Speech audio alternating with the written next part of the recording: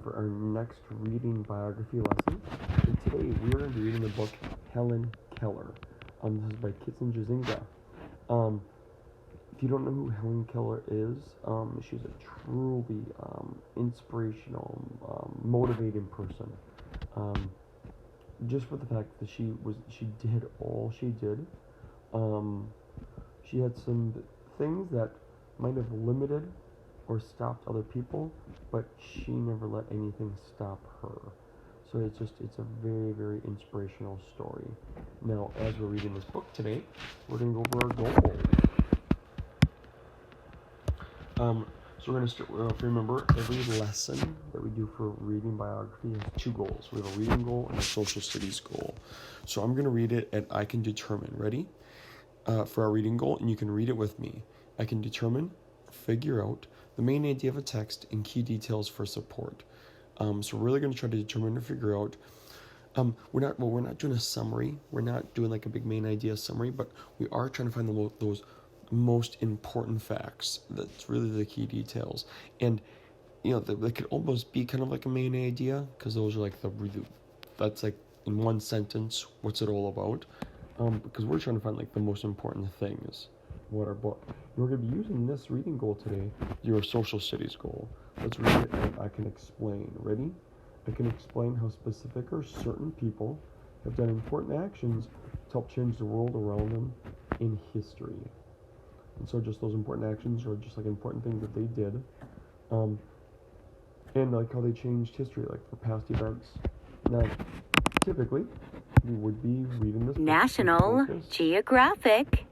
We'll be reading this book to focus on Helen Keller, but we actually are not today. And I'm going to show you more what we're going to do. So we're going to go to Schoology. Now remember, my Schoology is much different than yours because I have everything in it.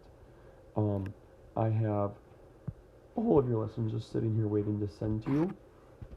And so that's why. So don't worry. But what you have today was Biography Lesson 10, Background People. Make sure I'm not losing my book. And I'm going to explain what background people are here. So you've already opened Biography Lesson 10, Background People up, because you're watching this video. And when you see mine, I don't have step 1. Because step 1 is to watch this video. In the video, so we can't do that. So we're just going to go to step 2. Open this biography, DLIQ graphic organizer in Notability. Okay, in the top right corner, hit our action button, rectangle with an arrow. Find Notability. Create new note. In the top right corner, hit import. Make sure I'm not gonna lose my book. National Geographic. So you can see it does keep playing. This is one of the read to me ones on Epic.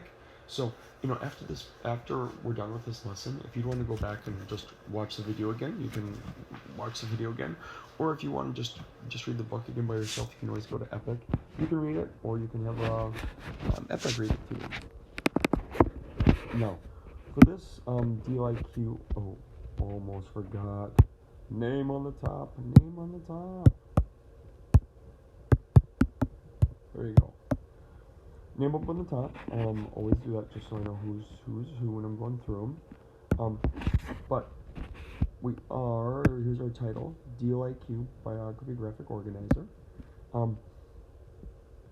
Today we are not going to be focusing on Helen Keller. We are actually going to be focusing on the background of somebody who's in the background of her story. And it's not like, and what I mean by background, it's kind of like somebody who is just as important as Helen Keller, but they're not the reason the book was written. So in a lot of biographies that we have written, there have been more than just like one person in the book. And sometimes there is somebody else in the book that was just as important, but the other person is the one who was more famous, more written about. And so today we actually are going to be learning about somebody who was very important to Helen Keller. Actually, one of her main teachers, and her name was Annie Sullivan. So we're not going to focus on Helen Keller. We're going to be focusing on Annie Sullivan today.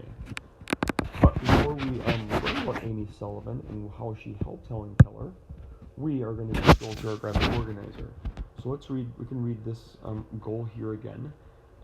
I can identify. And identify means figure out key details.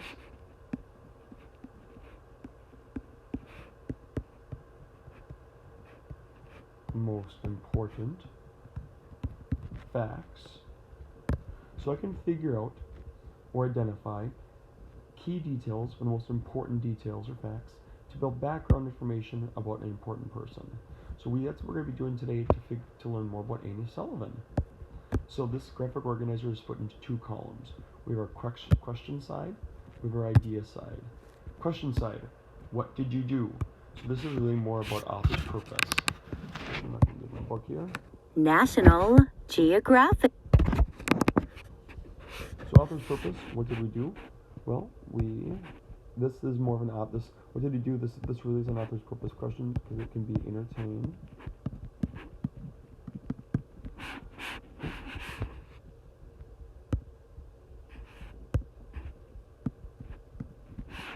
It could be inform,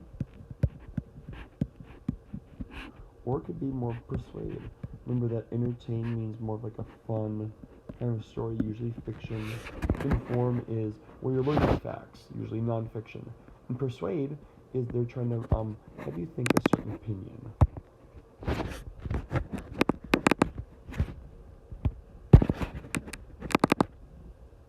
Okay. The next part is what did you learn?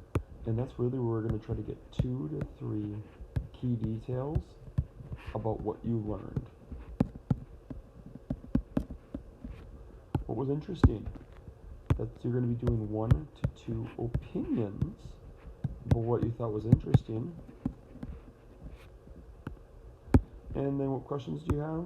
Again, that's going to be 1 to 2 wonderings, which is questions that you have after you're all done. National Geographic Kid. Sorry, everybody. But those are the things that we're going to be doing. Now, as we're reading today, that's what I want you to think about. What is the author's purpose of this? Like, what did you do? Were you entertained, informed, or persuaded? What did you learn? 2 to 3 key details. What was interesting? 1 to 2 opinions. And what questions do you have? 1 to 2 wonderings.